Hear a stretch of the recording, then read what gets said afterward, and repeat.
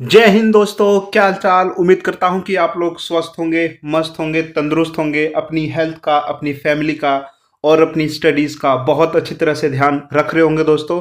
और आप लोग की तैयारी बिल्कुल जोरों शोरों से चल रही होगी दोस्तों। उसी तैयारी को और स्ट्रॉन्ग करने के लिए मैं क्लास 12th हिस्ट्री रिवीजन की एक वीडियो बना रहा हूं दोस्तों। एक वीडियो मैं बना चुका हूं, पहले चैप्टर का रिवीजन मैं करा चुका हूं, जिसके अंदर हम लोगों ने बात किया था ईंटें, मनके और अस्थियों के बारे में, जिसको हम लोगों ने इंग्लिश में भी पढ़ा था, जिसको हम लोग बोलते हैं ब्रिक्स, बीड्स एंड बोन्स। तो दोस्तों यहाँ पर जो मैं वीडियो बना रहा हूँ केवल हिंदी वाले बच्चों के लिए, केवल इंग्लिश वाले बच्चों के लिए नहीं बना रहा। इस वीडियो को मैं बना रहा हूँ बाइलिंगुअल, यानी कि मैं इसके अंदर हिंदी के बच्चों के लिए भी जो है कंटेंट है और इंग्लिश वाले बच्चों के लिए भी है। मैं कोई पार्शलिटी नहीं कर रहा दोस्तों। तो आप लोगों से क्या उम्मीद है कि आप लोग जो इस वीडियो को अंत तक देखेंगे। इस वीडियो के अंदर जो है मैंने पांचों चैप्टर तक अच्छी तरह से जो है आपका रिवीजन करा रखा है। बहुत इंपॉर्टेंट, बहुत खूबसूरत, बहुत प्यारे प्यारे सवालों के साथ मैं आप लोगों को पूरा चैप्टर समझाने का प्रयास करूंगा। बस आप लोगों से इतनी सी रिक्वेस्ट है कि आप लोग इस मेरे यूट्यूब चैनल जिसका नाम है एनसीईआरटी बाय प्रिंस कुमार, इसको आप लोग सब्सक्राइब कर लीजिए दोस्तों। और अगर आपको वीडियो अच्छी लगे तो आप वीडियो को लाइक कर दीजिएगा और शेयर भी कर दीजिएगा। तो चलिए दोस्तों, बिना एक सेकेंड भी गवाए वीडियो को शुरू करते हैं, ताकि हम लोग बेहतर तरीके से चीज़ों को समझ सके और हम लोग अपने एग्जाम के अंदर 95 प्लस मार्क्स स्कोर कर सकें दोस्तों। ये हमारा टारगेट है। तो चलिए दोस्तों, इसी टारगेट को अचीव करने के लिए हम लोग वीडियो को शुरू करते हैं। तो दोस्तों, इससे पहले वाला जो चैप्टर है पहला, वो मैं करा चुका हूँ। इसके अंदर हम लोग बात करेंगे चैप्टर सेकेंड के बारे में, उसके सारे मोस्ट इंपॉर्टेंट सवालों को डिस्कस करेंगे। फिर chapter third, and then chapter fourth, and then chapter fifth. फिर इसके बाद मैं एक और वीडियो बनाऊंगा जिसके अंदर बाकी सारे चैप्टर्स को कवर किया जाएगा। एक ही वीडियो के अंदर मैं सारे चैप्टर्स नहीं कवर कर सकता, वीडियो बहुत लंबी हो जाती है।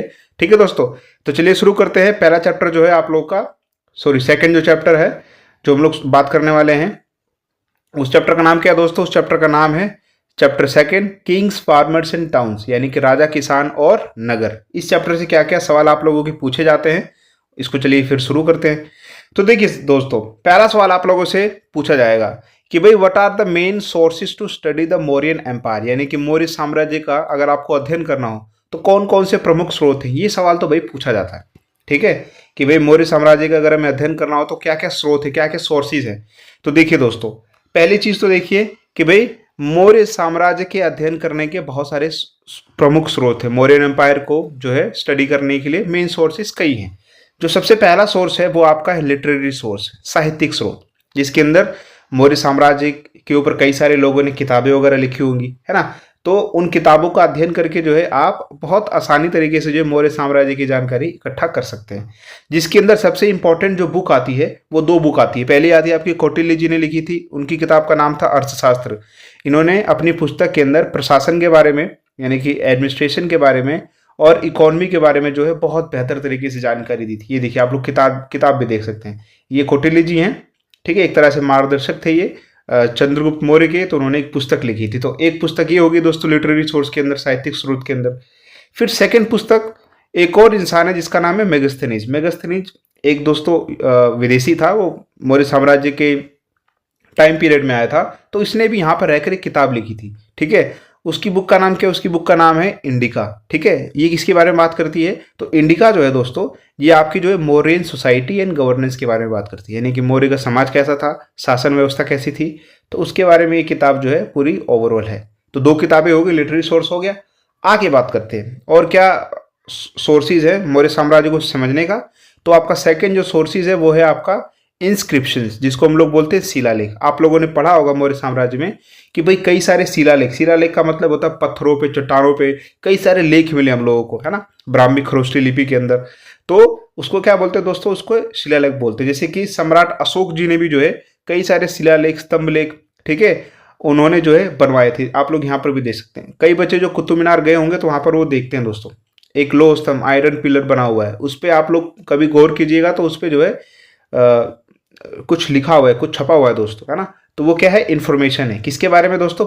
जो मौर्य साम्राज्य की पॉलिसीज हैं, और खास करके जो धम्मा की पॉलिसी है, जिसके अंदर गौतम बुद्ध के जो बातें, शिक्षाएं हैं, उसको वो जो है प्रचार प्रसार करना चाहते थे, ठीक है। तो दो सोर्सेज हो गए, एक तो आपका लिटरेरी सोर्स हो गया और दूसरा आपका इंस्क्रिप्शन हो गया, जिसको हम लोग हिंदी में शिलालेख बोलते हैं। उम्मीद करता हूँ कि आप लोग ये चीज़ समझ में आएंगी। तीसरी सोर्सेज को देखते हैं दोस्तों। तीसरा सोर्स है आपका आर्कियोलॉजिकल सोर्सेज, पुरातात्विक स्रोत।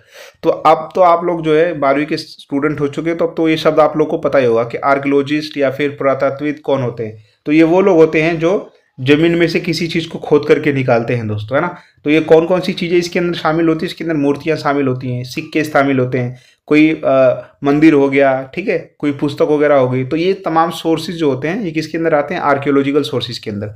तो इन सोर्सेज से भी जो है हम लोग मौर्यन एम्पायर या मौर्य साम्राज्य की जानकारी को प्राप्त बहुत बेहतर तरीके से कर सकते हैं दोस्तों। तो आप लोग यहाँ पर देख सकते हैं जिसके अंदर महल आता है, स्तंभ आता है, स्तूप आता है, मिट्टी के बर्तन आदि चीजें आती है ना। तो ये आपकी जो है तमाम सोर्सेज हो गए जिसकी सहायता से जो है हम लोग मौर्य साम्राज्य की जानकारी को प्राप्त कर सकते हैं। तो ये पहला सवाल उम्मीद करता हूँ कि आप लोग को समझ में आ गया होगा। इसका आंसर भी अच्छी तरह से वो मैंने हिंदी में भी आप लोग को बेहतर तरीके से बताने का प्रयास किया एंड इंग्लिश में भी। ठीक है दोस्तों, आगे बढ़ते हैं। नेक्स्ट क्वेश्चन आप लोगों से राजा, किसान और नगर से क्या पूछ सकता है। नेक्स्ट क्वेश्चन आप लोगों से पूछा जाएगा बहुत वेरी वेरी इंपॉर्टेंट। ये सवाल भी बहुत इंपॉर्टेंट है दोस्तों।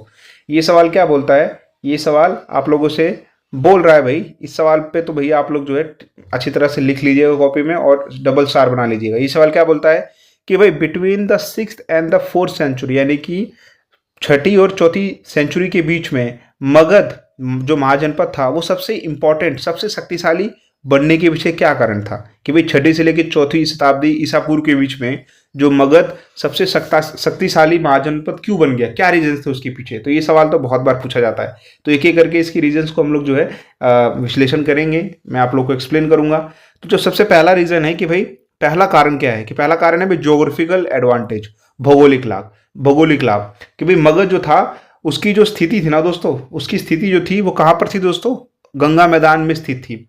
जिससे गंगा मैदान है, गंगा नदी है, अब वहाँ की आसपास की मिट्टी कितनी उपजाऊ होगी, तो खूब दबा करके क्या हो सकता है दोस्तों, एग्रीकल्चर, कृषि खूब होगी। जब कृषि बहुत सारी होगी तो आपको क्या मिलेगा, अनाज मिलेगा। तो आप अनाज खा भी सकते हो, फिर आप बेच भी सकते हो, तो उससे भी आपको क्या होगा, प्रॉफिट होगा। तो पहला रीजन तो ये हो गया कि भाई गंगा का उपजाऊ मैदान मिलता है मगध को, है ना, जिससे खूब एग्रीकल्चर, सरप्लस एग्रीकल्चर होता है।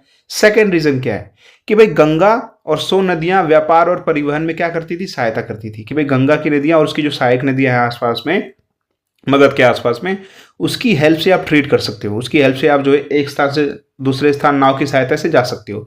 तो ये दो रीजन हो गए। तीसरा रीजन क्या है दोस्तों, तीसरा रीजन है स्ट्रॉन्ग रूलर्स। कि भाई मगध महाजनपद से जो है सशक्त शासक, बहुत जो है मजबूत जो आपके राजा बने वहां पे, जिन्होंने जो है ना केवल अपने क्षेत्र का, साम्राज्य का विस्तार किया, अपितु दोस्तों जो है वो कभी हारे नहीं। उन्होंने बहुत अच्छी तरह से अपने शासन को चलाया, महाजनपद को बहुत मजबूत बनाया। ये रीजन हो गया जिसके अंदर आप लोग कई सारे शासकों जैसे कि बिंबिसार, अजातशत्रु ने सैन्य विजय के माध्यम से मगध का क्या किया दोस्तों, एक्सपेंशन किया दोस्तों, है ना। बिंबिसार एंड अजातशत्रु एक्सपैंडेड, उन्होंने मगध को जो है एक्सपैंड किया दोस्तों। उसके बाद में उनकी जो डिप्लोमेटिक जो रिलेशंस वगैरह थे ना, जैसे कि उन्होंने कूटनीति और युद्ध के माध्यम से पड़ोसी क्षेत्रों को क्या अपने अधीन कर लिया दोस्तों। किसी क्षेत्र का विकास केवल तभी होता है जब वहां पर जो शासक हो बहुत ही एबल हो दोस्तों, उसके अंदर एबिलिटी हो, पोटेंशियल हो, क्षमता हो उसके अंदर, है ना। निरंकुश कभी आगे नहीं बढ़ सकते। और क्या रीजंस देख सकते हैं हम लोग, बाकी इसके अलावा रीजंस हम लोग, मिलिट्री स्ट्रेंथ, उनकी सेना जो थी बहुत ही स्ट्रांग थी दोस्तों, है ना। सेना जो थी बहुत स्ट्रांग थी, है ना। मगध के पास एक मजबूत जो थी मिलिट्री पावर थी, जिसमें युद्ध में हाथी शामिल थे, युद्ध में उनको क्या बहुत प्रॉफिट मिलता था दोस्तों। उसके बाद में और क्या रीजन बता सकते हैं कि भाई राजगिरे जैसे किले आक्रमणों से बचाव के लिए सहायक थे। राजगिरी यानी कि मगध का जो आसपास का ऐसा एरिया था कि कोई जल्दी उन पे आक्रमण ही नहीं कर पाता था। तो ये जो थे उनको एडवांटेज थे दोस्तों। इसलिए जो है,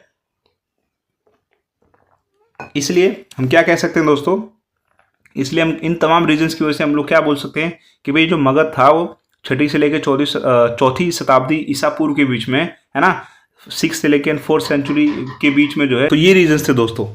आगे बात करते हैं हम लोग नेक्स्ट। तो ये उम्मीद करता हूँ कि आप लोग को जो ये क्वेश्चन होगा बहुत बेहतर तरीके से मैं समझा पाया होंगे दोस्तों, है ना। आप लोग की अंडरस्टैंडिंग अच्छी होगी। तो चलिए फिर आगे अगले सवाल पे बढ़ते हैं। इस चैप्टर से रिलेटेड और क्या इंपॉर्टेंट सवाल आप लोगों से जो है पूछा जा सकता है। तो चलिए फिर अगला सवाल जो आप लोगों से पूछा जाएगा वो आप लोगों से ये पूछा जाएगा कि भाई what is Dhamma and explain it's main principles, यानी कि धम्म क्या था और इसकी मुख्य सिद्धांत की व्याख्या कीजिए। तो देखिए, सम्राट अशोक जो थे ना, वो बौद्ध धर्म से बहुत ज़्यादा जो थे दोस्तों प्रसन्न हो गए थे, बहुत ज़्यादा उन उसकी तरफ जो उनका झुकाव हो गया था, है ना। तो उन्होंने जो है अपने शासनकाल के अंदर, अपने टेन्योर के अंदर, जब तक उन्होंने शासन किया था, उस शासनकाल के दौरान उन्होंने जो है बौद्ध धर्म की नीति का बहुत प्रचार प्रसार किया दोस्तों। तो उसी को बोलते हैं धम्म क्या था। तो चलिए पढ़ते हैं, इसको समझने का प्रयास करते हैं दोस्तों। तो देखिए, Dhamma was a set of ethical and moral teachings propagated by Ashoka. यानी कि क्या बोलता है ये कि भाई धम्म जो था अशोक द्वारा प्रचारित नैतिक और धार्मिक शिक्षाओं का एक समूह था, जिसके अंदर जो है बौद्ध धर्म की जो अच्छी अच्छी बातें होती थी उसका प्रचार प्रसार करते थे वो, है ना। तो उसी को हम क्या बोलते हैं, धम्म बोलते हैं। अब इसकी मुख्य सिद्धांत क्या क्या थे, इसके मेन प्रिंसिपल्स वगैरह क्या थे। तो देखिए, पहला प्रिंसिपल, जो पहला सिद्धांत इसका था, होता था कि भाई धार्मिक सहिष्णुता, जिसको हम लोग इंग्लिश में बोलते हैं रिलीजियस टॉलरेंस। इसके अंदर क्या बात बोला जाता है धर्म के अंदर, कि भाई हमें केवल अपने धर्म का ही सम्मान नहीं करना है, हमें जो है दूसरों के धर्म का भी सम्मान करना है। ठीक है, हम लोग को दूसरों के धर्म, दूसरे रिलीजन का भी रिस्पेक्ट करना चाहिए। बेशक मैं हिंदू हूँ तो मेरे को जो है मुसलमान, इस्लाम है, क्रिश्चियनिटी है, जैनिज्म है, बौद्धिज्म है, और भी कई सारे धर्म है, तो मुझे उन सब का रिस्पेक्ट करना चाहिए। ऐसा नहीं कि मेरा धर्म बहुत महान है और बाकी सारे धर्म जो है वो डिग्रेड कर दूंगा, मैं बाकी सारे धर्म की कोई वैल्यू नहीं है, ठीक है, उनको रिस्पेक्ट नहीं करूंगा, ऐसा कभी नहीं बात करना चाहिए।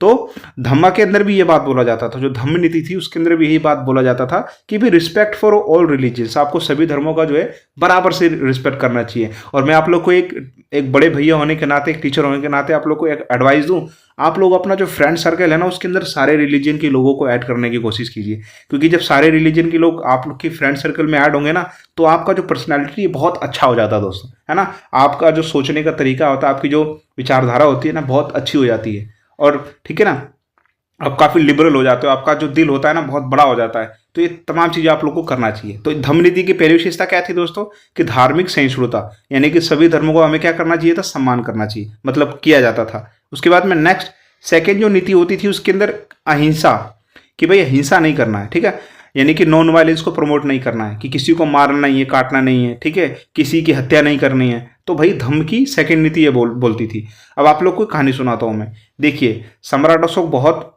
बलशाली, शक्तिशाली, ठीक है, सम्राट हुआ करते थे। उन्होंने जो है उड़ीसा के कलिंग पर आक्रमण किया था अपनी सेना के साथ में, ठीक है। और जब अगले दिन जब उनके सैनिकों ने जो है कलिंग के जो राजा थे अपने विरोधियों को उन्होंने खत्म कर दिया, तो अगली सुबह जब सम्राट अशोक देखते हैं कि भैया चारों तरफ केवल लाश ही लाश पड़ी हुई है, ठीक है, चारों तरफ केवल नरसंहार नरसंहार है, चारों तरफ जो है होलोकास्ट है, बिल्कुल ही लोग मरे पड़े हैं, ठीक है, खून ही खून हर जगह दिख रहा है। तो ये जो चित्र होता है ना, जो दृश्य था, ठीक है, ये जो व्यू था, इसने सम्राट अशोक को जो है बिल्कुल तोड़ के रख दिया दोस्तों। उन्होंने, उनके मन में एक सवाल आया कि आखिर मुझे मिला क्या जीत करके, मैंने लाखों लोगों की जानें ले ली, बेकसूरों की जानें ले ली, केवल इस अपने जीत के लिए, केवल जीत के लिए। तो वहाँ से जो है उनका जो है हृदय परिवर्तन होता है दोस्तों। फिर वहाँ से जो है वो बौद्ध धर्म की नीतियों को फॉलो करने लग जाते हैं, बौद्ध धर्म के प्रति जो है इंक्लाइन हो जाते हैं वो, है ना। फिर वहाँ से जो है वो धम्म की नीतियों को प्रचार प्रसार करने लग जाते हैं। तो ठीक है, उसके बाद में ये तो कहानी होगी। फिर थर्ड नीति क्या बोलती है, थर्ड नीति बोलती है कि भैया जो धम्म नीति, वो थर्ड नीति क्या बोलती है कि भाई बड़ों का क्या करना चाहिए, हमें सम्मान करना चाहिए। We should respect our elders, जिसके अंदर हमारे पेरेंट्स आते हैं, माता पिता, शिक्षक आते हैं, ठीक है, जो बुजुर्ग लोग हैं वो आते हैं। देखिए किस तरह से जो है इसके अंदर सम्मान किया जा रहा है ना। तो धम्म नीति ये बोलती है। उम्मीद कर रहा हूँ दोस्तों आप लोग को चीज़ें समझ में आ रही होंगी। फिर अगला चीज़ क्या बोलता है धम्म नीति, कि भाई वेलफेयर ऑफ पीपल, कि भाई जल कल्याण करना चाहिए, है ना, कि जो गरीब लोग उनके लिए हॉस्पिटल बनाने चाहिए, रोड्स बनाने चाहिए, है ना, ताकि गरीबों का भी जो है फायदा हो सके दोस्तों। धम्म नीति ये बोलती है। फिर और क्या बोलती है धम्म नीति दोस्तों, धम्म नीति जो है सामाजिक समरसता की बात करती है, सोशल हार्मनी की बात करती है, कि भैया समाज के अंदर, सोसाइटी के अंदर क्या हो, पीस हो, ठीक है, कोई किसी से लड़ाई झगड़ा ना करे, प्यार मोहब्बत से सब लोग रहे, है ना दोस्तों। जो ये चीज़ें काफ़ी मुश्किल है, ठीक है, हाँ, लेकिन ये धम्म नीति के अंदर चीज़ हुआ करती थी। तो ये आप लोग की धम्म नीति थी। तो आप लोग इसको जो है ध्यान से याद रखिएगा, और पेपर में आया तो आप लोग अच्छी तरह से इसको रिकॉल करके आप लोग लिख सकते हैं कि भाई धम्म क्या था और इसके मुख्य सिद्धांत क्या थे। उम्मीद करता हूं कि आप लोग को जो है ये मैं समझा पाया हूँगा। आगे बढ़ते हैं अगले सवाल पे। नेक्स्ट क्वेश्चन आप लोगों से क्या पूछ रहा है दोस्तों, नेक्स्ट क्वेश्चन इस चैप्टर में है कि भाई प्राचीन भारत में जो है भूमि राजस्व संग्रहण कैसे होता था, कि उस अगर प्राचीन भारत में जमीन को नापना होता था दोस्तों, तो कैसे जो है रेवेन्यू कलेक्शन वगैरह होता था, है ना, कि भाई जमीन से जो आपको पैसा वैसा मिला किस तरह से उसको किया जाता था। तो उसको हम लोग देखने का प्रयास करते हैं। तो देखिए, पहला तो होता था भैया एक लैंड ओनरशिप होता था, भूमि का स्वामित्व होता था, यानी कि भूमि किसके नाम पर है, ठीक है। तो भैया जो पैसा, राजा, भूमि का क्या होता था दोस्तों, सर्वोच्च अधिकारी होता था, है ना, जो राजा होता था उसका सारा ज़मीन माना जाता था। देखिए किस तरह से किसान जो है खेती कर रहा है दोस्तों। तो ये ज़मीन किसकी मानी जाती थी? किंग की मानी जाती थी। फिर उसके बाद में कई प्रकार के टैक्सेस वगैरह, कई प्रकार के कर वगैरह लगाए जाते थे, जैसे कि भाग। ये क्या होता था दोस्तों? कृषि उत्पादन का एक निश्चित भाग, है ना, कि अगर आपने जो है मान लीजिए कि 100 किलो गेहूँ उगाया है, तो उसमें से जो है कुछ एक पर्टिकुलर हिस्सा जो है राजा के पास जाता था, है ना। उसके बाद में फिर वो किसान, कुछ हिस्सा किसान रखता था। तो इस तरह से कुछ भाग वगैरह होता था टैक्स के रूप में। उसके बाद में बलि क्या होता है दोस्तों? राजा को दी जाने वाली स्वैच्छिक भेंट, है ना, जो राजा को दी जाती थी उसको क्या बोलते थे? बलि बोलते थे।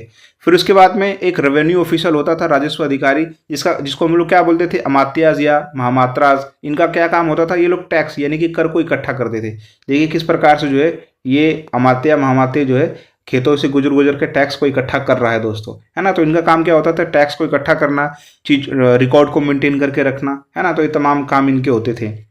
उसके बाद में दोस्तों लैंड का क्या होता था? क्लासिफिकेशन, भूमि का वर्गीकरण वगैरह होता था कि भाई कौन सी भूमि जो है फर्टाइल है, कौन सी भूमि जो उपजाऊ है, और कौन सी भूमि जो है अनफर्टाइल है, ठीक है, नॉन फर्टाइल है। तो उसको अलग अलग करके उस बांटा जाता था, ठीक है।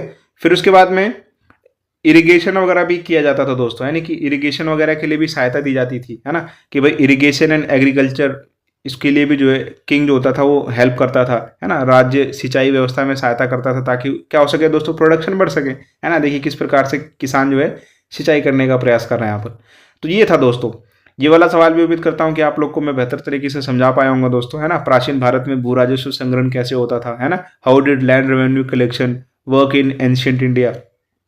आगे बढ़ते हैं। नेक्स्ट आप लोगों का जो सवाल है उस पर हम लोग आगे चलते हैं।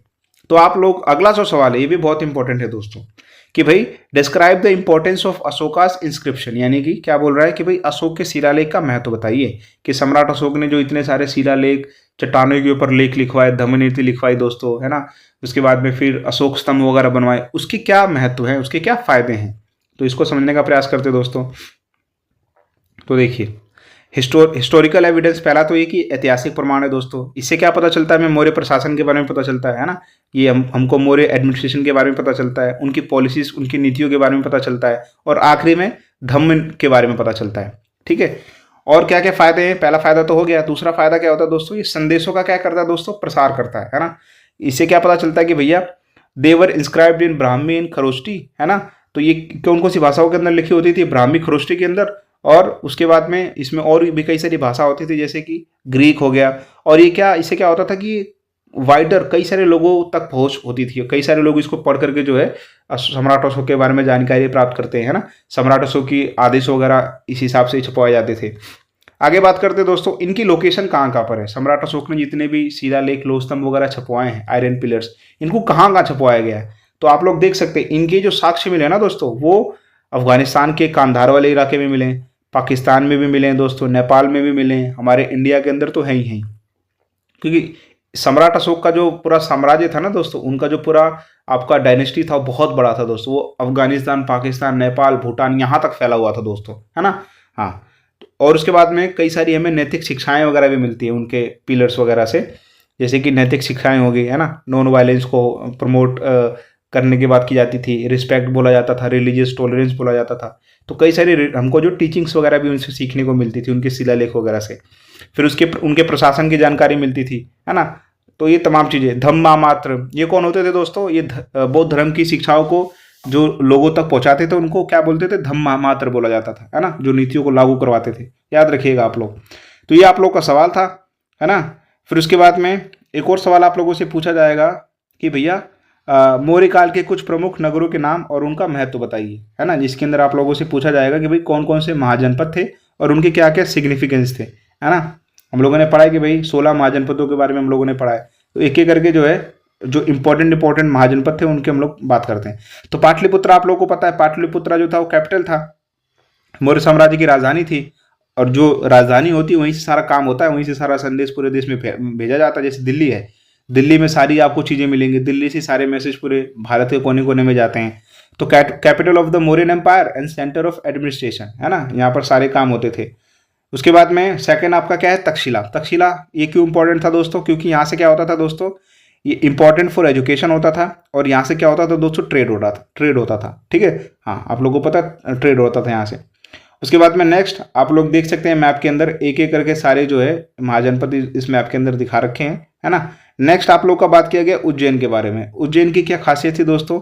तो भैया a major commercial hub in central India, ठीक है ना। एक तरह से बहुत बड़ा व्यापारिक केंद्र होता था उज्जैन। उज्जैन जो कहाँ पर है दोस्तों? मध्य प्रदेश के अंदर, है ना। महाकाल मंदिर है ना दोस्तों उज्जैन के अंदर। तो ये क्या होता था, यहाँ से व्यापारिक केंद्र वगैरह इसको बहुत ज़्यादा माना जाता था। उसके बाद में फोर्थ आपका आता है कौशाम्बी। कौशाम्बी की क्या इंपॉर्टेंस थी दोस्तों? तो भैया rich trade centre in present day Uttar Pradesh. ये भी जो था एक तरह से बहुत समृद्ध व्यापारिक नगर होता था दोस्तों। ये कहाँ पर है दोस्तों? उत्तर प्रदेश के अंदर है कौशाम्बी। और देखते हैं उसके बाद में आता दोस्तों ताम्रलिप्ति। ये भी एक महाजनपद होता था। ये किस चीज़ के लिए फेमस है दोस्तों? ये फेमस है आपका बंदरगाह के लिए। यहाँ से पानी के जहाज वगैरह जो है, पानी के जहाज वगैरह खूब सारे रहते थे, यहाँ से व्यापार वगैरह किया जाता था, है ना। हाँ, तो ये आप लोग के महाजनपद हैं, आप लोग इनको याद रखिएगा, कई बार मैचिंग के लिए भी सवाल पूछ देता है। आगे बढ़ते हैं दोस्तों। तो इस तरह से जो है हम लोगों ने आपका जो सेकंड चैप्टर है राजा किसान नगर, है ना, उसको हम लोगों ने जो अच्छी तरह से जो इसके इंपॉर्टेंट सवाल है उसको हम लोगों ने बेहतर तरीके से समझ लिया है। अब हम लोग बात करते हैं नेक्स्ट चैप्टर के बारे में दोस्तों। आप लोग का नेक्स्ट चैप्टर है फ्रेटर्निटी कास्ट एंड क्लास, जिसको हम लोग बोलते हैं भातृत्व जाति और वर्ग, है ना, या बंधुत्व जाति तथा वर्ग, ये चैप्टर का नाम है ना। अब इसकी इंपॉर्टेंट चीज़ों को हम लोग समझने का प्रयास करते हैं दोस्तों। तो चलिए बिना किसी तरीके के सवाल को शुरू करते हैं। तो इसमें से जो आप लोग का पहला सवाल है वो पूछा जाएगा, प्राचीन भारतीय समाज को 4 वर्णों में बांटा गया था, वो 4 वर्ण कौन कौन से थे, है ना, जिसको हम लोग वर्ण व्यवस्था भी बोला जाता है दोस्तों। तो वो वर्ण व्यवस्था आप लोग को समझानी है इसके अंदर। तो देखिए क्या बोल रहा है दोस्तों कि भाई प्राचीन भारतीय समाज की व्यवस्था के आधार पर 4 वर्णों में विभाजित किया गया था, है ना। एंशियंट इंडियन सोसाइटी को जो है डिवाइडेड इंटू 4 वर्णास में किया गया था, ठीक है, काम के आधार पर। जो सबसे पहला आपका था वो आपका था दोस्तों ब्राह्मण, ठीक है। इनका काम क्या होता था ब्राह्मणों का कि भाई पूजा करनी है, शिक्षा प्रदान करनी है, और विद्वान थे काफ़ी दोस्तों, है ना। ये देखिए आपको ब्राह्मण। उसके बाद में जो सेकंड आपका वर्ण होता था वो होता था आपका दोस्तों क्षत्रिय।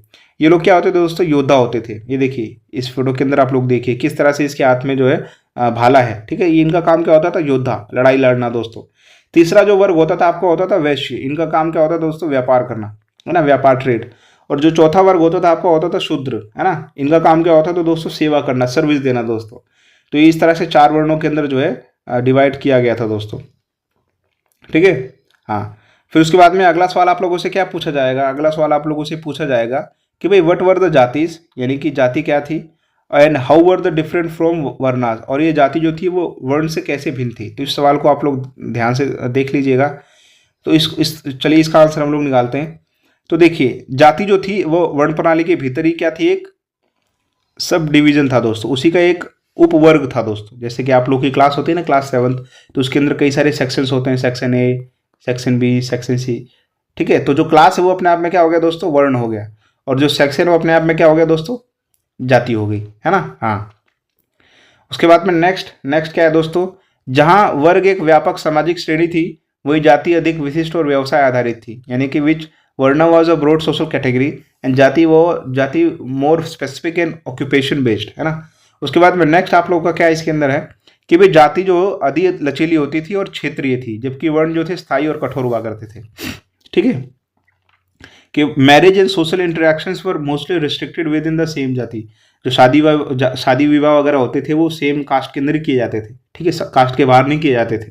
आज भी आप लोग देखते हो कि भाई शादी वगैरह जो होती है वो विद इन द कास्ट होती है, आउटर कास्ट नहीं होती। कोई बाहर जाके शादी नहीं कर सकता, अगर करता भी तो बहुत लफड़े हो जाते हैं, ठीक है। ऐसा करना नहीं चाहिए दोस्तों। हमारी सोसाइटी जो है बहुत खूबसूरत सोसाइटी है और इंसान को अधिकार है कि वो कुछ भी कर सकता है। हम लोग पढ़े लिखे लोग हैं, है ना। ये दकियानुसी सोच को हमको फॉलो नहीं करना चाहिए।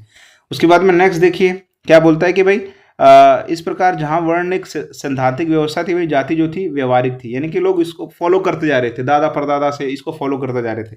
कोई लॉजिक नहीं था इसके अंदर, फिर भी लोग क्या करते थे? इसको फॉलो करते थे, है ना। हाँ, फिर अगला आप लोगों से सवाल, ये सवाल हो गया दोस्तों। अगला सवाल आप लोगों से पूछा जाएगा कि भाई प्राचीन भारतीय समाज पर जो है जाति और वर्ग का क्या प्रभाव पड़ा था, भाई क्या क्या इम्पैक्ट था सोसाइटी के ऊपर, कास्ट एंड क्लास का।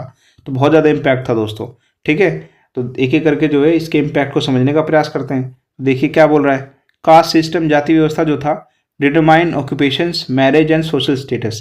तो भाई जाति से आपका जो है विवाह होता था और आपकी सामाजिक स्थिति का पता चलता था। अगर आप ऊंची जाति से हो, सो कॉल्ड ऊंची जाति से लोग, ऐसा मैं मानता नहीं जाति वाति को, तो हमारे समाज के अंदर कई सारे दकियानुसी सोच है कि अगर आप फला जाति से हो तो आपको बहुत स्टेटस मिलेगा। मेरा मानना ये है कि भैया, किसी ने कहा ना कि जाति न पूछो साधु की, पूछ लीजिए ज्ञान, ठीक है, मोल करो तलवार की, पड़ी रहन दो म्यान। तो आप लोगों को जो है, आप लोग की बुद्धि देखनी चाहिए, आप लोग का जो है पोटेंशियल, आपके अंदर कितनी क्षमता है ये देखना चाहिए, ना कि आप कौन सी जाति से आते हो। ठीक है दोस्तों, तो हम लोग को जो है बिल्कुल रैशनल होकर सोचना है दोस्तों, हम लोग को जो है बिल्कुल अच्छी तरह से सोचना है, अपनी सोच को अच्छी रखना है दोस्तों। जाति वाति कुछ नहीं होती, इंसान कैसे बोल रहा है, क्या बात कर रहा है, उसकी क्वालिटी क्या है, क्या उसके अंदर पोटेंशियल है कि नहीं है, उस पर जो है उसको रिस्पेक्ट देना है कि नहीं देना है, ये उस चीज़ पे डिसाइड होता है, ना कि वो एक एक्स जाति से आ गया तो बेशक वो गलत काम करे, हमको जो उसको रिस्पेक्ट देना है। तो ये दोस्तों जो है एक अच्छी सोसाइटी के संकेत नहीं होते, है ना। उसके बाद में सेकंड क्या होता है दोस्तों, सामाजिक गतिशीलता। ये क्या होता है दोस्तों, the caste system restricted upward mobility and like class based societies. इसका मतलब क्या हो गया, देखिए इसका मतलब होता है कि भाई जाति व्यवस्था ने जो है गतिशीलता को सीमित कर दिया, जबकि वर्ग प्रणाली में यह संभव था। नेक्स्ट हम लोग देखते हैं दोस्तों कि कई सारे ग्रंथ वगैरह थे, जैसे मनुस्मृति हो गया, इसको लोग नहीं मानते, कई सारे लोग इसको जलाते भी हैं। मनुस्मृति ने जो है समाज का जो है सत्यानाश करके रखा हुआ है दोस्तों, अगर मैं आप लोगों को सच्चाई से बताऊं। इसने जो है जातियों के भीतर इतने सारे जो है एक तरह से विरोध उत्पन्न कर दिए ना दोस्तों, इतने सारी दुश्मनी पैदा कर दी है मनुस्मृति ने एक तरह से। ये हमेशा जो है दूसरी जातियों को नीचा दिखा करके जो है एक पर्टिकुलर जाति को ऊंचा दिखाने की बात करता है, जिसकी वजह से लोग नाराज हो जाते हैं और मनुस्मृति को जला देते हैं। इसलिए मनुस्मृति को कोई मानता ही नहीं है। ठीक है, तो मनुस्मृति ने जो है दोस्तों जाति व्यवस्था को जो है पैदा किया है, एक तरह से देखा जाए तो, है ना। हाँ, उसके बाद में नेक्स्ट क्या बात करते हैं दोस्तों, इसका क्या प्रभाव है जातियों का। वर्ग भेद होता है दोस्तों, है ना, वर्ग विभाजन संपत्ति पर किया जाता है, जन्म पर नहीं करना चाहिए, जिससे आर्थिक गतिशीलता संभव थी, है ना। तो इस तरह से जो है, और सबसे इंपॉर्टेंट चीज देखिए इसके अंदर कि डिस्क्रिमिनेशन बढ़ने लग गया दोस्तों, भेदभाव बढ़ने लग गया, जाति प्रथा के नाम पर जो है दोस्तों भेदभाव बढ़ने लग गया। निचली जातियों को अछूत माना जाता था और मंदिरों में प्रवेश नहीं करने दिया जाता था। ये कितनी घिनौनी चीज़ है दोस्तों। आज हम लोग 2025 में जी रहे हैं, इतनी सारी लोग पढ़ लिख गए हैं, उसके बावजूद भी आज भी आप लोग देखोगे कि नॉर्थ इंडिया के कई सारे स्टेट हैं, जैसे राजस्थान हो गया, गुजरात हो गया, वहाँ पर अभी भी जो है शेड्यूल कास्ट के लोगों को जो है घोड़ी पे नहीं चढ़ने दिया जाता दोस्तों, उनको मंदिरों के अंदर नहीं जाने दिया जाता। कितनी क्या बोलूँ मैं, मेरे से तो शब्द ही नहीं निकल रहे हैं। जबकि हमको कॉन्स्टिट्यूशन ने जो है अनुच्छेद 17 क्या बोलता है कि भाई अस्पृश्यता का जो है आपको अंत करना है। ठीक है, आप लोगों को जो है अनटचेबिलिटी को खत्म करना है। उसके बावजूद भी जो है उनके जो है फंडामेंटल राइट नहीं दिए जाते हैं दोस्तों, मंदिरों में जाने से उनको रोका जाता है दोस्तों। सेकंड, जिनको घोड़ी पे अपनी शादी में दोस्तों, ठीक है, उनकी शादी जो होती है वो घोड़ियों पे नहीं चढ़ने दिया जाता दोस्तों। तो कितनी एक तरह से गलत सोसाइटी हमारी हो रखी है दोस्तों कास्ट के नाम पर, है ना। उसके बाद में दोस्तों ये तमाम चीज़ें जो है आप लोगों को याद रखना दोस्तों, है ना। फिर अगला सवाल आप लोगों को क्या पूछा जाएगा दोस्तों,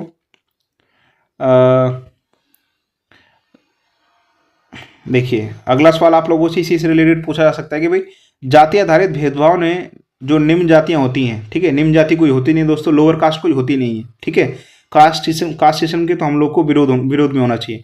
फिर भी हम लोग पढ़ रहे हैं कि भाई how did caste based discrimination affect lower caste. ठीक है, कि भाई जो लोअर कास्ट के लोग होते हैं उनको किस तरह से जो है अफेक्ट किया जाता है।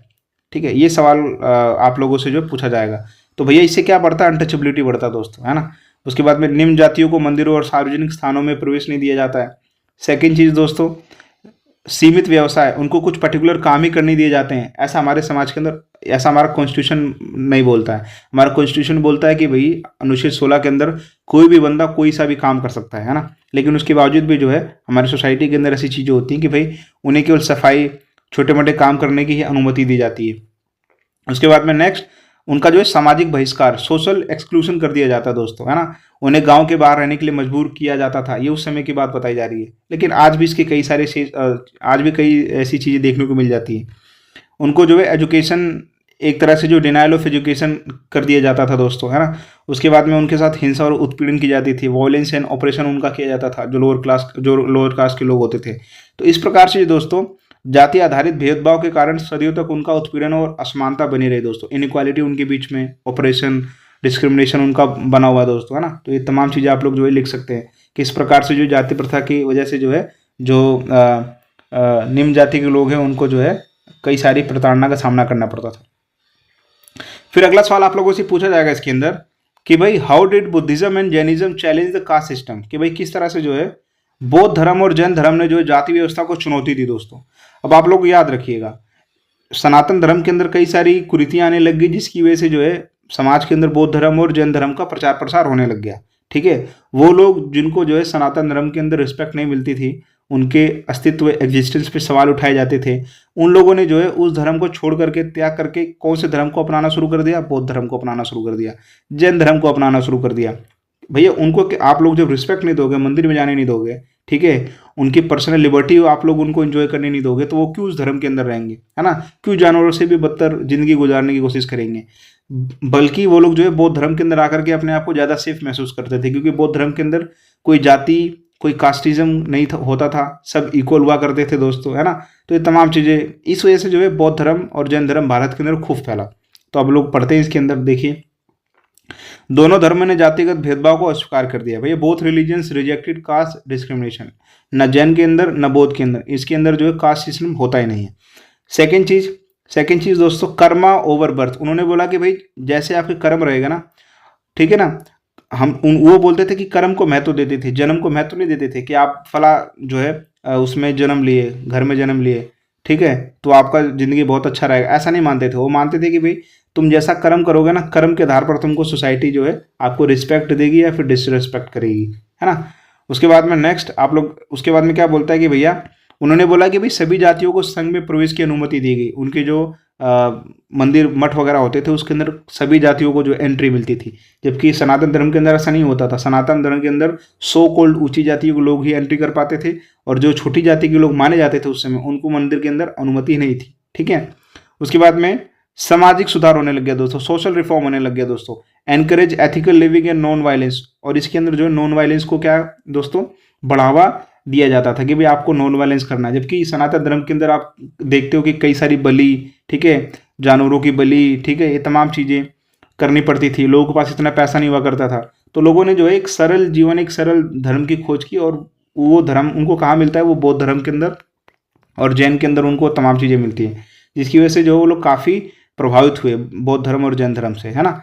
उसके बाद में नेक्स्ट आप लोग देखिए कि भैया राज्य का समर्थन, बौद्ध धर्म और जैन धर्म को कई सारे राजाओं ने सपोर्ट किया। आप लोगों ने अभी ऊपर पढ़ा कि भाई सम्राट अशोक ने जो इसको बहुत कंट्रीब्यूट किया दोस्तों, है ना? सम्राट अशोक, बिंबिसार, इन लोगों ने जो है बौद्ध धर्म जैन धर्म को बहुत सपोर्ट किया, जिसकी वजह से जो है बहुत सारी जो उनकी जो आवाम होती थी, जो जनता होती थी, वो भी जो है इस धर्म को अपनाने लग गई। इसके बाद में क्या है, इस प्रकार बौद्ध धर्म और जैन धर्म ने जाति उत्पीड़न के खिलाफ विकल्प प्रदान किया। उन्होंने बोला कि अगर आपको इस पर्टिकुलर रिलीजन के अंदर के आपको रिस्पेक्ट नहीं मिल रहा, तो आप लोग इस रिलीजन को फॉलो कीजिए, क्योंकि आप लोग को इसके अंदर अच्छा रिस्पेक्ट दिया जाएगा। ठीक है, तो ये तमाम चीज़ें आप लोग याद रखिएगा कि इस वजह से जो है बौद्ध धर्म और जैन धर्म ने जो है जाति व्यवस्था को किस तरह से चुनौती दिया दोस्तों। ये सवाल बहुत इंपॉर्टेंट है, आप लोग जो है इस पर डबल स्टार लगा लीजिए। आगे बढ़ते नेक्स्ट क्वेश्चन पे। आप लोगों से क्या पूछा जाएगा दोस्तों इस चैप्टर से रिलेटेड? ये एक सवाल पूछा जाता है कि भाई महाभारत जो है एक गतिशील ग्रंथ है। कैसे? कि भाई Mahabharata is a dynamic text. आप लोगों को बताना किस प्रकार से जो है डायनेमिक टेक्स्ट है ये, कि जिसकी रेलेवेंस आज तक बनी हुई है। तो देखिए पहला चीज़ तो ये है कि भाई इसके विविध संस्करण और परिवर्तन हो चुके हैं, मल्टीपल वर्जन्स एंड एडिशंस आ चुके हैं दोस्तों, जिसकी वजह से जो है हर बार नई इसके अंदर कुछ अच्छा मतलब पढ़ने की हम लोग को मौका मिलता है इसके अंदर। इसके बाद में समय के साथ इसमें कई कहानियां, दार्शनिक चर्चाएं और क्षेत्रीय प्रभाव जोड़े गए, जिससे कि ये जीवंत लगती है दोस्तों, है ना? कभी पुरानी नहीं लगती है। मसलन लेटेस्ट वर्जन इसके अंदर देखने को मिलता है। उसके बाद में नेक्स्ट, महाभारत को विभिन्न क्षेत्रों में स्थानीय परंपराओं के अनुसार संशोधित किया गया दोस्तों, है ना? जैसे साउथ इंडिया का साउथ वर्जन है, Tamil version, Telugu version, different version इसके बनाए जाते हैं। उसके बाद में नेक्स्ट दोस्तों, दक्षिण भारत में तमिल और तेलुगु संस्करण से क्या है, बिल्कुल अलग है दोस्तों, है ना? जैसे कि इंडोनेशिया, थाईलैंड में इस महाकाव्य को हिंदू बौद्ध प्रभाव के साथ प्रस्तुत किया जाता है। ठीक है, उत्तर भारत के जो लोग महाभारत को पढ़ते हैं, अगर वो तमिलनाडु के अंदर जाए तो तमिलनाडु की महाभारत और उत्तर भारत की महाभारत में कई सारी चीज़ों में बहुत अंतर पाया जाता है। तो जो है ये तमाम चीज़ें जो है इसको क्या बनाती है दोस्तों, गतिशील बनाती हैं। और इसके अंदर कई सारे नैतिक और दार्शनिक अडेप्टेशन है दोस्तों, है ना? तो ये तमाम चीज़ें जो है इसको बहुत जो है गतिशील बनाती है ना? तो ये रीज़न है दोस्तों।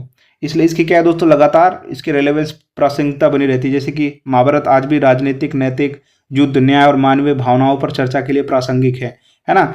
इसे प्रबंधन, अध्ययन, नैतिकता, नेतृत्व परीक्षण में भी उपयोग किया जाता है। यानी कि कहीं ट्रेनिंग वगैरह होती है, लीडरशिप ट्रेनिंग वगैरह के अंदर भी इसको यूज़ किया जाता है कि किस प्रकार से जो कृष्ण भगवान जी ने, ठीक है, उन्होंने जो है अर्जुन को एक तरह से कई सारे इंपॉर्टेंट ज्ञान दिए थे, सिद्धांत बताए थे। वो सिद्धांत आज भी समाज के अंदर बहुत जो है दोस्तों प्रासंगिक माना जाती है। इसलिए ये वाला सवाल आप लोगों से पूछा जाएगा और ये बहुत इंपॉर्टेंट हो जाता है दोस्तों, तो आप लोग याद रखिएगा, है ना। इस वजह से जो है महाभारत एक क्या है दोस्तों, गतिशील ग्रंथ है। चलिए फिर आगे बढ़ते हैं, अगले सवाल पे बढ़ते हैं। नेक्स्ट क्वेश्चन आप लोगों से क्या पूछ रहा है दोस्तों, फिर इस तरह से जो है आप लोग का 3rd चैप्टर कंप्लीट हो गया है। अब आप लोग का जो 4th चैप्टर है वो चैप्टर का नाम क्या है दोस्तों, विचारक, विश्वास और इमारतें, थिंकर्स, बिलीव्स एंड बिल्डिंग्स। ये आपका 4th चैप्टर है। इस चैप्टर से रिलेटेड हम लोग क्वेश्चंस को देखते हैं दोस्तों। तो पहला आप लोग को सवाल इसके अंदर पूछा जाएगा कि भाई what are the major sources to study early Indian philosophy and religion, यानी कि प्राचीन भारतीय दर्शन और धर्म के अध्ययन के प्रमुख स्रोत कौन कौन से हैं, कौन कौन से सोर्सेज हैं जिनकी सहायता से हम लोग अध्ययन कर सकते हैं। तो पहला तो आपका धार्मिक ग्रंथ, जिसके अंदर वेद, उपनिषद, प्रारंभिक हिंदू मान्यताओं का वर्णन, ये इससे भी हम लोग जो है प्राचीन भारतीय धर्म के बारे में अध्ययन कर सकते हैं। उसके बाद में बुद्धिस्ट स्क्रिप्चर, जिसको हम लोग बोलते हैं बुद्धिस्ट स्क्रिप्चर्स, ठीक है, बौद्ध ग्रंथ और जैन ग्रंथ, है ना, जिसके अंदर आपका त्रिपिटक आता है और जैन ग्रंथ के अंदर आपका अंग आता है। तो इसको पढ़ करके जो है हम लोग प्राचीन भारतीय फिलोसफी है उसको हम लोग अध्ययन कर सकते हैं दोस्तों। नेक्स्ट क्या देख सकते हैं दोस्तों, वही इंस्क्रिप्शंस एंड एडिक्ट्स, शिलालेख और अभिलेख। हम लोगों ने पढ़ा है कि सम्राट अशोक ने कई सारे जो है शिलालेख वगैरह जिसपे धम्म नीति थी, उससे भी हम लोग जो है पता कर सकते हैं। फिर आर्किटेक्चर एंड आर्ट, जिसके अंदर स्तूप, मोनेस्ट्रीज, चैत्य विहार, ठीक है, इन सब चीज़ों से भी जो है हम लोग एंशियंट फिलोसफी का अध्ययन कर सकते हैं, रिलीजन का अध्ययन कर सकते हैं। कई सारे यात्रियों ने, जैसे कि फायान, हेनसांग, इन्होंने कई सारी बुक्स लिखी थी इंडिया के अंदर आकर के, ठीक है। ऑल तो ये लोग फॉरेनर थे, इंडिया के अंदर ये लोग आए थे बौद्ध धर्म का अध्ययन करने के लिए, तो उन्होंने कई सारी बुक्स वगैरह लिखी, ठीक है। तो उससे भी हम लोग पढ़ करके जो है रिलीजन, सोसाइटी के बारे में हम लोग काफ़ी सारी नॉलेज को गेन कर सकते हैं। तो ये सवाल था दोस्तों, उम्मीद करता हूँ कि आप लोग को ये सवाल अच्छा लगा होगा। फिर सेकंड सवाल आप लोगों से क्या पूछ रहा है कि भाई what were the main teachings of Buddha, कि बुद्ध के मुख्य उपदेश क्या क्या थे। ये सवाल बहुत इंपॉर्टेंट है, ये आप लोगों से पूछा जाता है दोस्तों, है ना, कि गौतम बुद्ध की कौन कौन सी जो मुख्य शिक्षाएं क्या क्या हैं। तो आप लोग इसको याद रखिएगा। देखिए एक एक करके मैं बताऊंगा, आप लोग ध्यान से वीडियो को पॉज करके जो है आप लोग कॉपी में लिख भी सकते हैं, ठीक है, नहीं तो आप स्क्रीनशॉट ले सकते हैं। कई सारी पहली शिक्षा उनकी क्या है, 4 आर्य सत्य, 4 नोबल ट्रूथ, 4 सत्य के बारे में बात किया उन्होंने। पहला सत्य क्या बोला कि भाई संसार दुखों से भरा हुआ है, ठीक है, the world is full of suffering, दुख। सेकेंड उन्होंने ज्ञान क्या दिया है कि भाई desire is the cause of suffering, कि भाई जो हमारी इच्छाएं हैं ना वही सबसे बड़ा क्या है दोस्तों, दुख का कारण है। उसके बाद में तीसरा इनका ज्ञान क्या है कि भाई suffering can be ended by removing desire, अगर आपकी इच्छाएं खत्म हो जाएंगी ना तो आपको दुख ही नहीं रहेगा, है ना। कैसे हम लोग जो है कई सारी उम्मीदें लगा लेते हैं, जब वो सपने लगा लेते हैं, मतलब सपने देख लेते हैं, उम्मीदें लगा लेते हैं, जब हमारे सपने नहीं पूरे होते हैं, उम्मीदों के हिसाब से चीज़ें नहीं होती, तो हम लोग को दुख होने लग जाता है, शोर होने लग जाता है। तो गौतम बुद्ध यही बोलते थे कि भाई अगर आपकी जो इच्छाएं नहीं रहेंगी ना तो आपको दुख होगा ही नहीं, ठीक है। उसके बाद में अगला क्या बोलते हैं कि भाई the 8 fold path leads to liberation, यानी कि जो अष्टांगिक मार्ग है जिसके अंदर 8 इंपॉर्टेंट बातें की गई हैं, वो आप लोग को क्या प्रदान करेगा दोस्तों, वो लिबरेशन की तरफ ले जाएगा दोस्तों, मोक्ष की तरफ ले जाएगा। तो ये आपके 4 आर्य सत्य थे गौतम बुद्ध ने जो बताए थे। उसके बाद देखिए उसमें अब आगे बात करते हैं हम लोग भैया 8 फोल्ड पाथ क्या था, अष्टांगिक मार्ग क्या था, उसको हम लोग देखने की बात करते हैं दोस्तों। तो इसके अंदर वो बात करते हैं दोस्तों कि राइट व्यू, हमको जो है सही दृष्टिकोण रखना चाहिए, अच्छी बात बोलनी चाहिए, हमको गुड कंडक्ट करना चाहिए, सही आचरण करना चाहिए, है ना। उसके बाद में सबसे इंपॉर्टेंट अहिंसा पे बहुत बल दिया उन्होंने दोस्तों, नॉन वायलेंस इन कंपेशन, हम लोग को हमको कोशिश करनी चाहिए दिखाने के लिए, ठीक है। उसके बाद में नो कास्ट सिस्टम, उन्होंने बोला कि भाई सोसाइटी के अंदर there should be no caste system, ठीक है ना। बुद्धिज्म रिजेक्टेड कास्ट डिस्क्रिमिनेशन, उन्होंने बोला कि भाई जाति भेदभाव को हम लोग को खत्म करना है। तो ये टीचिंग्स थी किसकी, गौतम बुद्धा जी की, है ना। ये टीचिंग्स आप लोग याद रखिएगा, चाहे 8 फोल्ड पाथ हो, चाहे 4 आर्य सत्य हो, ठीक है, तमाम चीज़ें आप लोग याद रख सकते हैं। ये बहुत इंपॉर्टेंट सवाल है दोस्तों, हर बार बोर्ड के अंदर पूछा जाता है। आगे बढ़ते हैं, नेक्स्ट क्वेश्चन आप लोगों से क्या पूछा जाएगा कि भाई ये भी सवाल बहुत इंपॉर्टेंट है कि what is the significance of the stupa in Buddhism, कि भाई बौद्ध धर्म में स्तूप का क्या महत्व होता है दोस्तों, ठीक है। आप लोग देखते हैं ना सांची का स्तूप जो है बहुत फेमस है, ठीक है, अमरावती का स्तूप बहुत फेमस है, तो सारनाथ का स्तूप बहुत फेमस है। तो इसका महत्व क्या है दोस्तों, ये देखिए इस तरह से जो है मोनेस्ट्री होता है, तो इसका क्या इंपॉर्टेंस है, symbol of Buddhism, Buddhas presence, कि भाई बुद्ध की उपस्थिति का प्रतीक बोला जाता है स्तूपास वगैरह को, है ना। कहते हैं कि भैया गौतम बुद्ध के मृत्यु के बाद जो उनके अवशेष वगैरह थे ना, उनको जहाँ जो दबाया गया वहाँ पर एक स्तूप बना दिया गया दोस्तों, है ना। तो स्तूप में जो है बुद्ध के अवशेष या राख या अस्थियां होती हैं। ठीक है दोस्तों। उसके बाद में पूजा का केंद्र होता है दोस्तों सेंटर ऑफ वर्शिप। ठीक है, बौद्ध धर्म के जितने भी जो भिक्षु वगैरह होते हैं, ठीक है, अनुयायी वगैरह होते हैं, वो उसको पवित्र स्थल मान करके उस पर क्या करते हैं दोस्तों, पूजा करते हैं उसकी। ये इंपॉर्टेंस हो गया। उसके बाद में अगला आध्यात्मिक प्रतीकात्मकता होता है दोस्तों। ठीक है, गोलाकार गुंबद जो है ब्रह्मांड का प्रतीक है दोस्तों। लोग वहां पर जाके स्पिरिचुअल एक्टिविटी करते हैं। कला और वास्तुकला को क्या दोस्तों बढ़ावा देता है, एनकरेज आर्ट एंड आर्किटेक्चर को बढ़ावा देता है दोस्तों। उसके बाद में सांची स्तूप में जातक कथाओं को दर्शाने वाली सुंदर नक्काशियां की गई हैं। आप लोग ध्यान से देख सकते हैं। अगर आप लोगों ने कभी जो है स्तूप को देखा होगा ना, आप लोगों ने स्तूप को देखा होगा, तो इस पर कई सारी खूबसूरत जो है नक्काशी की गई है, कई सारी पेंटिंग्स इसके ऊपर बनाई गई दोस्तों, है ना। तो ये एक तरह से आर्ट एंड आर्किटेक्चर को क्या करता है दोस्तों, एनकरेज करता है, बढ़ावा देता है। दोस्तों अगर आप लोग को वीडियो अच्छी लग रही है तो आप लोग वीडियो को लाइक कर दीजिए, शेयर कर दीजिए। उसके बाद में हम लोग बात करेंगे, ठीक है, अगला है कि what are the main features of Jainism, कि भाई जैन धर्म की मुख्य विशेषताएं बताइए। ये सवाल भी बहुत इंपॉर्टेंट है दोस्तों, है ना। इस चैप्टर के अंदर में जैन धर्म और बौद्ध धर्म के बारे में पढ़ना है। तो जैन धर्म की विशेषताएं क्या क्या हैं दोस्तों, है ना। तो देखते हैं। इन्होंने जो है जैनिज्म के अंदर 5 महाव्रत की बात की गई है, जिसके अंदर आपका आता है दोस्तों नॉन वायलेंस आता है, सत्य आता है, नॉन स्टीलिंग आता है, ब्रह्मचर्य आता है, ठीक है। उसके बाद में नॉन अटैचमेंट आता है, यानी कि अहिंसा, सत्य, अस्तेय, ब्रह्मचर्य और अपरिग्रह, ठीक है, ये बात करता है दोस्तों। उसके बाद में 3 ज्वेल्स, त्रिरत्न की बात की गई, जिसके अंदर सही श्रद्धा, सही ज्ञान, सही आचरण, right faith, right knowledge, right conduct, इसकी बात की गई दोस्तों। उसके बाद में 3rd जो आपका ज्ञान है इसके अंदर, वो बोलता है कर्म एंड रिबर्थ, कर्म और पुनर्जन्म, एक्शंस डिटरमाइन फ्यूचर बर्थ, ठीक है, कि भाई कर्म जो है भविष्य के जन्मों को निर्धारित करते हैं। अगर आपने अच्छे कर्म करे होंगे तो आपको जो है अच्छे अगले जन्म में अच्छी चीज़ आपको मिलेगी, ठीक है, आप अच्छे योनि के अंदर पैदा होंगे।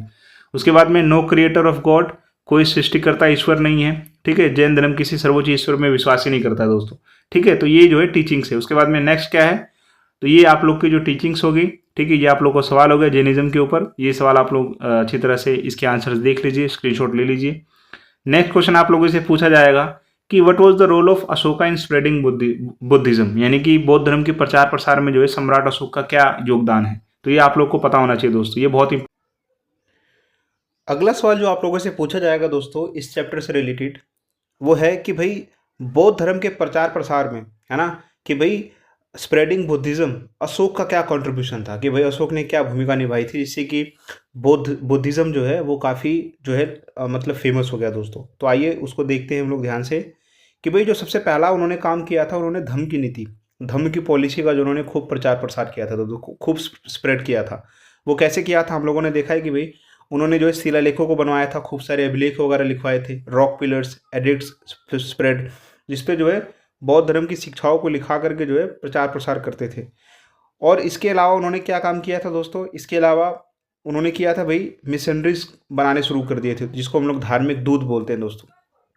इनका काम क्या होता है, इनको जो है इन्होंने श्रीलंका के अंदर भेजा, ठीक है, सेंट्रल एशिया, साउथ एशिया, दक्षिण भारत, मध्य एशिया के अंदर भेजा। उन देशों के अंदर जा करके जो है जो बुद्ध की शिक्षाएं थी उसका जो है इन्होंने खूब अच्छी अच्छी बातें बताई, प्रचार प्रसार किया, लोगों को जो है बताने लगे कि जो है इसके अंदर ये खासियत है।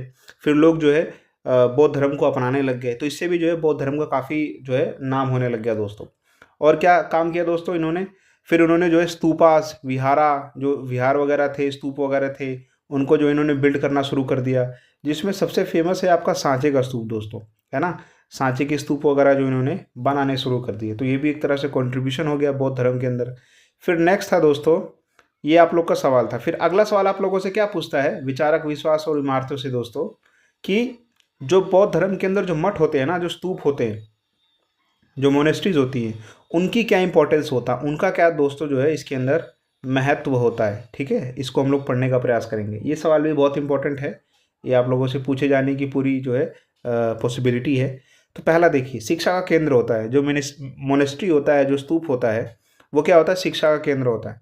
यहाँ पर जो है बुद्धिस्ट को एजुकेशन दिया जाता है, स्क्रिप्चर्स के बारे में, फिलोसफी के बारे में, यानी कि बौद्ध ग्रंथों को, दर्शन की यहाँ पर क्या दी जाती है, शिक्षा दी जाती है, शिक्षा दीक्षा दी जाती है। जो जो भी आपके इनके अनुयायी होते हैं, बौद्ध भिक्षु होते हैं, मॉन्क्स होते हैं, उनको जो है एजुकेशन दिया जाता है। नेक्स्ट, भिक्षुओं के आश्रय स्थल होते हैं ये, शेल्टर्स फॉर मॉन्क्स। लोग जो मॉन्क्स, जो भिक्षु वगैरह होते हैं, जो अपना पूरा जीवन जो है बौद्ध धर्म को समर्पित कर देते हैं, वैवाहिक जीवन नहीं बनाते हैं, समाज से कट जाते हैं, वो यहाँ पर रहते हैं दोस्तों, है ना। उनको रेसिडेंस मिलता है, ठीक है, यहाँ पर रहते हैं, खाते हैं पीते हैं, अपना जीवन यापन करते हैं। कहाँ पर? मोनेस्ट्री के अंदर। अब आप लोग को अगर समझना है इसको बेहतर तरीके से, तो आप लोगों ने धर्मशाला के बारे में सुना होगा। हिमाचल प्रदेश में धर्मशाला एक जगह है, वहाँ पर जो दलाई लामा जो है अपने कई सारे भिक्षुओं के साथ रहते हैं, वहाँ पर बहुत सारी मोनेस्ट्रीज वगैरह है, ठीक है। तो ये वही है, बौद्ध धर्म से रिलेटेड ही। फिर अगला है आपका सामुदायिक केंद्र बनाए जाते हैं, कम्युनिटी सेंटर बनाए जाते हैं। इसका क्या फ़ायदा होता है, इसको क्यों बनाया जाता है? तो भाई लोगों को धार्मिक मार्गदर्शन देने के लिए, है ना, कि लोगों को जो है थोड़ा सा धर्म के बारे में बताया जाए, अच्छी बातें बताई जाए। उसके बाद में जो है बौद्ध धर्म के प्रचार प्रसार के लिए भी जो है बौद्ध मठों को, मोनेस्ट्रीज को बनाया जाता है ना, अलग अलग क्षेत्रों के अंदर इसको बनाया जाता है। तो ये आप लोग का सवाल था, इसका भी उत्तर हम लोगों ने अच्छी तरह से जो है समझ लिया दोस्तों। आगे बढ़ते हैं नेक्स्ट क्वेश्चन पे। अगला सवाल आप लोगों से क्या पूछ रहा है दोस्तों? अगला सवाल आप लोगों से बहुत इंपॉर्टेंट है कि भाई अमरावती के स्तूप के खंडर होने और सांची के स्तूप के बचने के पीछे क्या कारण थे, है ना, कि भाई जो अमरावती का जो मोनेस्ट्री था वो उसकी हालत बहुत जर्जर हो गई और वहीं पर सांची का स्तूप बचा रह गया, तो उसके पीछे क्या कारण थे दोस्तों? तो कई सारे कारण थे, एक एक करके कारणों को हम लोग देखते हैं। तो पहला तो दोस्तों कि अमरावती स्तूप क्यों खराब हो गया, क्यों खंडर हो गया, तो उसके पीछे कारण है कि ब्रिटिश शासन के दौरान, है ना, ब्रिटिश रूल के दौरान जो है 19वीं शताब्दी में जो है अमरावती स्तूप को अंग्रेजों ने बड़ी मात्रा में क्या कर दिया दोस्तों? तोड़ फोड़ कर दिया, खंडित कर दिया। कई मूर्तियों को, कई संरचनाओं को ब्रिटिश संग्रहालय में भेज दिया गया, चुरा के लेके चले गए, हम लोग अगर सरल लैंग्वेज में बोले तो। और कई सारे स्थानीय लोगों ने जो इस क्षेत्र में हिंदू धर्म का प्रभाव बढ़ा और बौद्ध स्थलों की देखभाल कम होने लगी। कई सारी मूर्तियों को तोड़ दिया गया इस तरह से। कई सारे फिर नेचुरल रीजन्स भी, जैसे जलवायु, अधिक वर्षा होना, अन्य प्राकृतिक घटनाओं की वजह से जो है धीरे धीरे नष्ट होगी मूर्तियाँ। तो इस वजह से जो है अमरावती की मूर्तियाँ जो नष्ट होगी। फिर अगला इसी का जो सेकंड पार्ट है सवाल का कि भाई सांची की मूर्ति, सांची के स्तूप के बचे रह जाने के पीछे क्या कारण है? तो पहला तो देखिए, सांची एक प्रमुख व्यापार मार्ग से दूर था, जिससे यहाँ विदेशी आक्रमण से बचा रह गया। लोग यहाँ पर पहुँच ही नहीं पाए, जो विदेशी थे यहाँ पर पहुँच ही नहीं पाए, जिसकी वजह से जो है उन्होंने इसको क्षति नहीं किया। हिंदू राजाओं का संरक्षण, बाद के काल में हिंदू शासकों ने भी इस स्थल को काफ़ी संरक्षित रखा। जो समझदार हिंदू राजा थे, जो इसको अपनी परंपरा समझते थे, इन्होंने इसको संरक्षित रखा। फिर उसके बाद में जॉन मार्शल 20वीं शताब्दी की शुरुआत में सांची स्तूप के संरक्षण के लिए कार्य करते हैं। फिर आप लोगों ने जो दो बहनों के बारे में सुना होगा, सुल्तान जहाँ बेगम बहनें जो थी, इन्होंने भी जो है काफ़ी पैसा दिया इसको बचाने के लिए। तो ये इसकी वजह से जो है सांची का स्तूप जो कंडीशन थी वो काफ़ी अच्छी रहेगी दोस्तों। तो ये आप लोगों का चैप्टर था विचारक विश्वास और इमारतें। उम्मीद करता हूँ कि आप लोगों को जो है मैं बेहतर तरीके से समझा पाया हूँगा। अगला चैप्टर देखते हैं जिसका नाम है चैप्टर 5, यात्रियों के दृष्टिकोण या यात्रियों के नज़रिए, है ना, पर्सपेक्टिव और ट्रैवलर्स। इसके अंदर हमें किसके बारे में पढ़ना है? इसके अंदर में सबसे पहला हमारे सामने सवाल है कि भाई विदेशी यात्रियों के यात्रा वृत्तांत इतिहास के अध्ययन के लिए क्यों जरूरी है। अगर इसको हम लोग इंग्लिश में देखें तो, कि जो विदेशी यात्री हैं, चाहे वो इब्न बतूता हो, चाहे अल बरूनी हो, चाहे फ्रांसो बर्नियर हो, इनके जो वृत्तांत हैं, इनकी जो बुक्स वगैरह है ना, इनकी जो अकाउंट्स वगैरह हैं, ये क्यों इम्पोर्टेंट बन जाते हैं दोस्तों। तो इसको हम लोग देखने का कोशिश करते हैं। तो देखिए, विदेशी यात्रियों की यात्रा वृत्तांत, जो उनके ट्रैवल अकाउंट्स होते हैं ना, अतीत की सामाजिक, सांस्कृतिक और आर्थिक राजनीतिक परिस्थितियों को समझने में हेल्प करते हैं। यानी कि जो आपका पास्ट के जो सोशल होता है, कल्चरल, इकोनॉमिक, पॉलिटिकल कंडीशन को हम लोग को बेहतर समझने में क्या करते हैं, हेल्प करते हैं दोस्तों, है ना। ये बहुत सिग्निफिकेंट होते हैं दोस्तों, तो इसलिए हम इनको जो है अध्ययन करते हैं। फिर अगला सवाल आप लोगों से क्या पूछा जाएगा? इनकी फ़ोटो तो आपको पता ही है, ये कौन है दोस्तों? ये अल बरूनी है। तो अगला सवाल क्या बोल रहा है कि भाई अल बरूनी ने भारतीय समाज और संस्कृति के बारे में क्या लिखा था, कि भाई what did Al Biruni write about Indian society and culture. कि जब अल बरूनी भारत के अंदर आए तो उन्होंने जो है 11वीं शताब्दी के अंदर अपनी किताब उल हिंद के अंदर जो है भारत के भारत के बारे में क्या क्या लिखा है, समाज और धर्म के बारे में, है ना। तो वो हमको इसके अंदर पढ़ना है। तो देखिए, अल बरूनी जो है 11वीं सेंचुरी के अंदर अपनी पुस्तक किताब उल हिंद में भारतीय सोसाइटी के बारे में, रिलीजन के बारे में, जाति प्रथा के बारे में और खगोल शास्त्र के बारे में खूब अच्छा तरीके से लिखते हैं। उन्होंने हिंदू धर्म ग्रंथों का भी अध्ययन किया और भारतीय समाज को कट्टरता के कारण स्थिर बताया दोस्तों, है ना। तो ये तमाम चीज़ें जो हैं इसके अंदर बताते हैं कि भाई भारतीय समाज के जो लोग हैं वो काफ़ी ऑर्थोडॉक्सी हैं, यानी कि पुराने ख्यालात के लोग हैं ना, पुराने ख्यालात के लोग हैं। तो ये कौन बताता है? ये अल-बरूनी बताते हैं। इनकी पुस्तक का नाम क्या था दोस्तों? किताब उल हिंद। और ये कौन सी सेंचुरी में आए थे? 11वीं शताब्दी में आए थे। आप लोगों को पता होना चाहिए दोस्तों। फिर आगे बढ़ते हैं। नेक्स्ट सवाल आप लोगों से क्या पूछ रहा है इस चैप्टर से, यात्रियों के नज़रिए से? जो सेकंड सबसे फेमस आपके यात्री होते हैं, ट्रैवलर होते हैं, उनका नाम है दोस्तों इब्न बतूता। तो सवाल क्या बोल रहा है कि भाई इब्न बतूता ने भारतीय समाज के बारे में क्या लिखा था दोस्तों, है ना? What did Ibn Battuta right about Indian society? तो ये देखिए इब्न बतूता की फोटो है आप लोगों के सामने, है ना? मैंने आप लोगों के लिए फोटोज भी लगा रखी है ताकि आप लोग कहानी को अच्छी तरह से कोरिलेट कर सको, है ना? रटवाना मेरा कभी मकसद नहीं रहता है, मैं समझाने का प्रयास करता हूँ, है ना? और लॉजिकली हम लोग हिस्ट्री को समझते हैं दोस्तों, है ना? हाँ, तो इसलिए जो है मैं फोटोज लगाता हूँ ताकि जो है अच्छी तरह से आप रिलेट कर सको। तो भाई इब्न बतूता ने क्या लिखा? जिस तरह से अल-बरूनी ने भारतीय समाज के बारे में बताया, इसी तरह से इब्न बतूता ने भी भारतीय समाज के बारे में बताया होगा। तो देखिए इब्न बतूता जो थे 14th सेंचुरी के अंदर दिल्ली के सुल्तान मोहम्मद बिन तुगलक के दरबार में काजी के रूप में आते हैं, है ना? काजी कौन होता है? एक न्यायाधीश होता है दोस्तों। उन्होंने जो है भारत की सड़कों के बारे में, है ना, स्ट्रीट्स के बारे में, डाक व्यवस्था के बारे में, महिलाओं की स्थिति के बारे में, और सबसे इम्पोर्टेंट दास प्रथा के बारे में जो है काफ़ी सारी चीज़ें वो लिखते हैं अपनी बुक के अंदर। जिनकी बुक का नाम क्या है दोस्तों? उनकी बुक का नाम है रिहला। पुस्तक का नाम क्या है दोस्तों? पुस्तक का नाम है रिहला, है ना? याद रखिएगा आप लोग। तो काफ़ी सारी चीज़ें जो हैं वो अपनी पुस्तक के अंदर लिखते हैं, है ना? ये तमाम चीज़ें जो है लिखते हैं। फिर अब अगले आपके जो नेक्स्ट ट्रैवलर है जिनका नाम है फ्रांसो बर्नियर।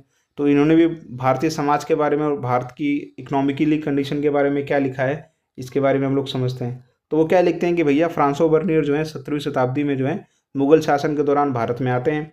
वो यहाँ की कौन कौन सी चीज़ों के बारे में लिखते हैं? तो वो यहाँ की भूमि व्यवस्था के बारे में लिखते हैं, वो उसकी आलोचना करते हैं। उन्होंने लिखा कि किसानों की स्थिति जो है भारत के अंदर काफ़ी ख़राब है और पूरी भूमि जो है शासक को संपत्ति मानी जाती है, यानी कि पूरी भूमि का जो मालिक होता है वो शासक होता है, वो नहीं होता जो उसके ऊपर मेहनत कर रहा है ना? तो ये चीज़ें लिखते हैं इसके अंदर, है ना, फ्रांसो बर्नियर। फिर अगला सवाल आप लोगों से क्या पूछा जाएगा? अगला सवाल जो है इस चैप्टर से रिलेटेड कि भाई विदेशी यात्री जो होते हैं, है ना, फॉरेन ट्रैवलर्स होते हैं, उनकी जो किताबें होती हैं उसकी क्या सीमाएं होती हैं, क्या लिमिटेशंस होती हैं दोस्तों? ये सवाल बहुत इंपॉर्टेंट है, स्टार लगा लीजिए आप लोग, ये आप लोगों से पूछे जाने की पूरी संभावना है। तो देखिए कई यात्रियों ने अपनी संस्कृति के नज़रिए से भारत का वर्णन किया, ठीक है, जैसे कि फ्रांसो बर्नियर है, वो यहाँ पर आकर के जो है वो केवल आलोचना करते हैं। उन्होंने अपने नज़रिए से भारत को जो है यूरोप के मुकाबले कमतर समझा, है ना? उसके बाद में सेकंड क्या है कि वे आम लोगों के बजाय शासकों और उच्च वर्ग पर अधिक ध्यान केंद्रित करते हैं, है ना?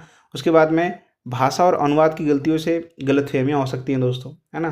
काफ़ी सारी गलतफहमियाँ होती हैं। उसके बाद में उन्होंने विवरण कभी कभी व्यक्तिगत राय पर भी बना लिए हैं दोस्तों, है ना? तो ये तमाम चीज़ें फिर ये किताब के अंदर गलत लिखेंगे, फिर जब गलत लिखेंगे तो फिर इतिहास के अंदर जब लोग पढ़ेंगे तो उस गलत तथ्य के आधार पर किसी देश को जो है जज करेंगे। तो ये तमाम क्या होती हैं दोस्तों? सीमाएं होती हैं, ठीक है? तो ये उम्मीद करता हूँ कि आप लोग को ये सवाल भी जो है बेहतर तरीके से पढ़ लिया होगा, आप लोगों ने समझ लिया होगा। अगला सवाल देखते हैं, ये भी बहुत इंपॉर्टेंट है एक नंबर के नज़रिए से कि भाई कौन कौन से विदेशी यात्री मध्यकालीन भारत आए थे? तो सबसे पहले थे अल-बरूनी, ये 11वीं शताब्दी के अंदर आते हैं, और ये किसके शासनकाल के अंदर आते हैं? गजनी के महमूद के शासनकाल के अंदर। फिर मार्को पोलो 13वीं शताब्दी के अंदर आते हैं, ये कहाँ जाते हैं? दक्षिण भारत की यात्रा करते हैं। फिर नेक्स्ट में आपके आते हैं इब्न बतूता, 14वीं शताब्दी में दिल्ली सल्तनत में आते हैं। फिर उसके बाद में हम लोगों ने पढ़ा कि भाई फ्रांसो बर्नियर जो है औरंगजेब के शासनकाल में भारत आते हैं। फिर एक और यात्री हूँ जिनका नाम है जॉन फ्रायर, ये मुगल काल में भारत की यात्रा करते हैं, ठीक है? तो तमाम जो थे यात्री थे। फिर पुस्तक का नाम देख लेते हैं दोस्तों हम लोग। तो हम लोग को पता है भाई किताब उल हिंद किसने लिखी है? अल-बरूनी जी ने लिखी है। कौन सी भाषा में लिखी है? अरबी भाषा में लिखी है। फिर सेकंड बुक जो है रिहला, ये किसने लिखा? इब्न बतूता ने, इन्होंने भी कौन सी भाषा में लिखा? अरबी भाषा में। फिर नेक्स्ट बुक है आपकी travels in the Mughal empire, ये किसने लिखा? फ्रांसो बर्नियर ने लिखा। फिर मार्को पोलो की यात्रा वृतांत, ये कहाँ कहाँ गए थे? चीन और भारत की यात्रा पर आधारित उन्होंने किताब लिखी है, ठीक है दोस्तों? तो ये तमाम सवाल थे आप लोगों के यात्रियों के नज़रिए से, इंपॉर्टेंट। उम्मीद करता हूँ कि आप लोग को जो है ये चैप्टर्स अच्छे लगे होंगे दोस्तों, और मैं आप लोग को समझा पाया हूँगा दोस्तों। ये तमाम इंपॉर्टेंट सवाल आप लोग जो है रिवीजन के तौर पर देख सकते हैं। इसी के इर्द गिर्द आप लोग का जो है बोर्ड का पेपर बनाया जाएगा इतिहास का। तो आप लोग जो है इन एक भी सवालों को छोड़िए मत, आप लोग वीडियो को पॉज करके जो है बेहतर तरीके से जो है आप लोग सवालों को प्रैक्टिस कीजिए, ठीक है? और आप लोग को अगर चीज़ें समझ में ना आए तो आप लोग वीडियो को पॉज करके पढ़ भी सकते हैं, ठीक है? उम्मीद करता हूँ कि आप लोग को जो है वीडियो अच्छी लगी होगी। अगर आप लोग को वीडियो अच्छी लगे तो दोस्तों आप लोग मेरे इस यूट्यूब चैनल को सब्सक्राइब कर दीजिए, जिसका नाम है एनसीईआरटी बाय प्रिंस कुमार।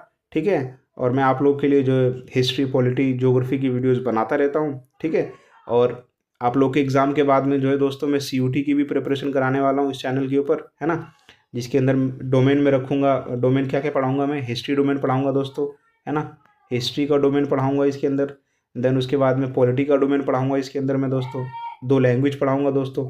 तो आप लोग जो है इस यूट्यूब चैनल से जुड़ सकते हैं। आप भविष्य में बेहतर तैयारी के लिए इसी के साथ जो है आप लोगों से अलविदा लेता हूँ। अपनी तैयारी करते रहिए।